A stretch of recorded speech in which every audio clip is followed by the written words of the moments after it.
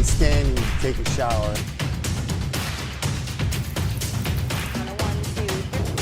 Bright sunny skies. It's so humid and hot. In Defender, and we are riding right now into the rain. Let's take a look at that.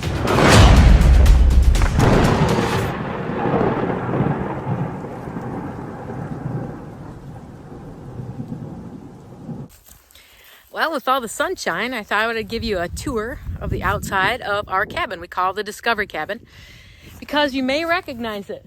It was built on one of our favorite shows, Alaska: The Last Frontier, by our Kilcher friends and our friend Grady Avant. And now it's our cabin, and you know, we're having a great time with it. And so like I said, setting up some of the things that make it a little bit easier to live here. So as you can see from our front porch right now, we have a few things set up. These are some of our totes we're still going through right now.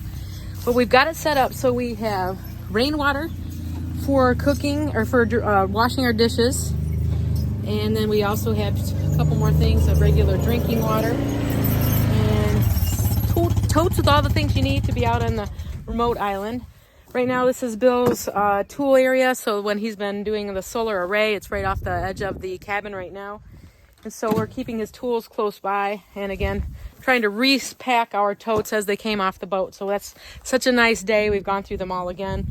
And of course, camping gear, and this is all of his fasteners. So we're really trying to be mindful of everything in there. You can see the cable running underneath the cabin right now, this gray one. Can you see that? That gray cable right there, it goes inside to our Starlink.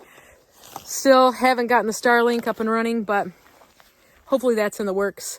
Here's our amazing solar array that's been pumping out power. Great job on all that. It was very well put together. We planned that for quite some time, and a couple of professionals on it with us. And Bill's an engineer, so that doesn't hurt either. Our back porch, we ended up putting on this board here so that we could kind of cut some of the wind. It's very windy on the island today. It's really not windy at all. It's bright and beautiful. But this helps give us a little bit more space for cooking outside. And these are a bunch of cans of gas that have been here for a while. So Bill's best judgment is let's not use those for all of our equipment right now because we're not sure how long they've been sitting.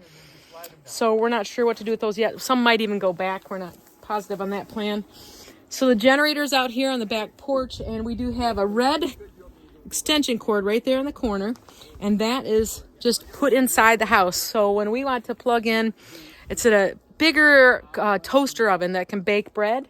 We're going to hook it directly to the generator instead of having it suck a major amount of power out of the solar. You know, I thought of this stuff on the solar was really confusing at first, but now that we're using it, it's very intuitive, and I absolutely love it. I would probably consider putting it on my home. This is a big tree that's in the back, and I absolutely love this part. Look at this. Bill carved out just a nice little nook underneath this tree with a lot of protection. And we do have a canopy in there, a little pop-up tent thing you could put in there. Somebody could easily put a tent there to camp if we needed extra space. So I really think this is a great spot, and look how neat this is in here. He's got a little bit of a windbreak here because this is where the wind comes up through. And these big trees could someday be a tree house, right? You can see it already. It's pretty great. It's pretty darn great. He's a wizard with the chainsaw, for sure. Alrighty, and then as we get around the back of the porch here, you're seeing this is my little washing station. Bill set up a little propane burner there for me, and then when I want to wash dishes, I use some of that rainwater, and then I just kind of do all that at the same time. So that's breakfast, and then that's how I've been setting it up so far. And then some of our cold storage stays out here on the porch. And then you can see from this side of the cabin, this is the working end of the cabin. We thought we had the stove inside, and like Bill told you earlier, unfortunately, this chimney that you can see here, it had 2 more sections that went well above that cabin. But it's super windy here, and all it's held together with is a band. Just one, like a muffler clamp, to give it a better, lack of a better term. And that's it. Maybe a few small machine screws, and that is definitely not enough to handle the wind. You do see some of the other parts that are hooked to the cabin have more of a strap that's held to the house. That has stayed well, but the 2 on top, yeah, just too much for the wind. So they were here on the bottom. It just wasn't enough to keep the wood stove from working right and properly, so we just pulled it out of the house. So here it is, actually. This is the wood stove that was in there. So thank you to whoever gave us that a long time ago, but we had to bring it out. And truly, this is a cabin that will be used 90% of the time in the summer. So from April to September, this is when this cabin will be used. So I don't know if you really, I mean, it's nice to have that wood stove in the early mornings, but I doubt we'd be here in the winter. And then, of course, there's our satellite dish for our Starlink. Yeah, whatever, Starlink. I'm not happy with you just yet. And then you can see, here's our working horse, JP2 that takes us around the island.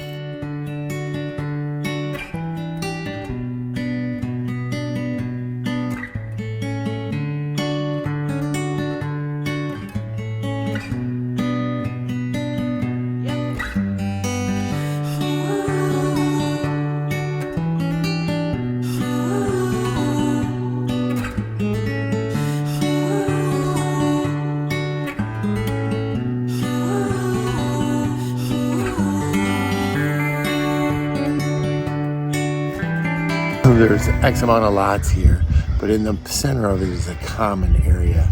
That's where the runway's at, and it's a shared area. So you can move through this area to get to other people's lots, or get to your own lot is what I really should say. And then if you can see right here, right along this fence line right here is where the runway is. So the runway kind of comes right out and ends right here. It's supposedly all gravel based, but it needs to be groomed. You can see the trees growing in there, and you could then land an airplane here. Right in here too is a cool grove of trees. I think there's some big ones in there. I'm not sure. I know that in the past people have tended there. It's got a real nice pine cone base, and so we believe there's trees in there. It's probably 200 years old, so we're gonna go take a look. It's wider than me, isn't it? Yeah. Wow. That's how big this one is over here with the top scratched out of it.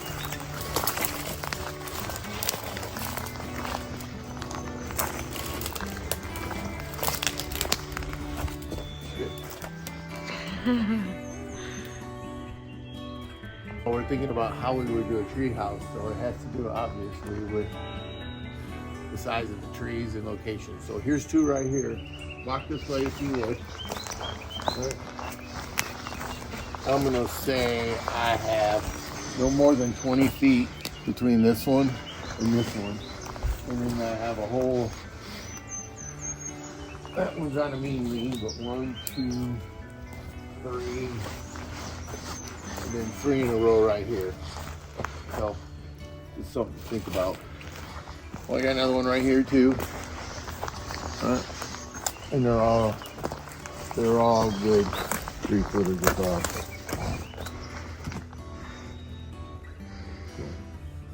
Yep. Gnarly one in the middle is pretty darn cool though. Yeah, that was Grandpa. Definitely Grandpa.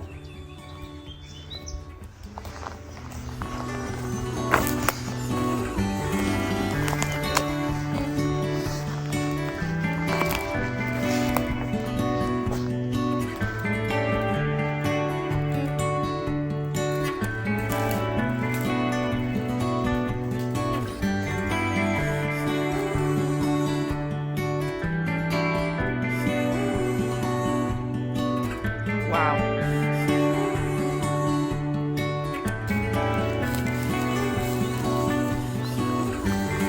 So we used to go walk right through. Oh, you can see where the 4-wheeler path is.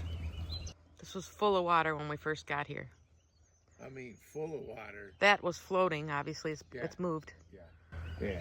There was, this was probably 2 or 3 feet of water, and up there, where up against the fence right there, is where I crossed over because my boots were about 1.5 feet to the top.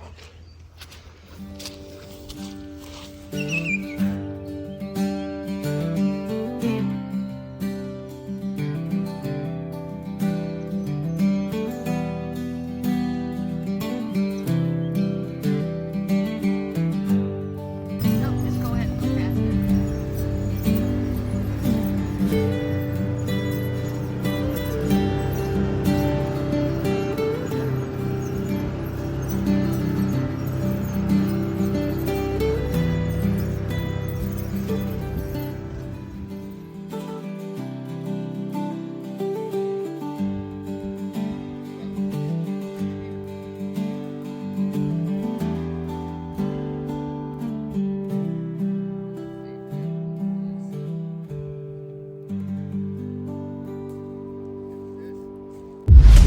have to be standing to take a shower.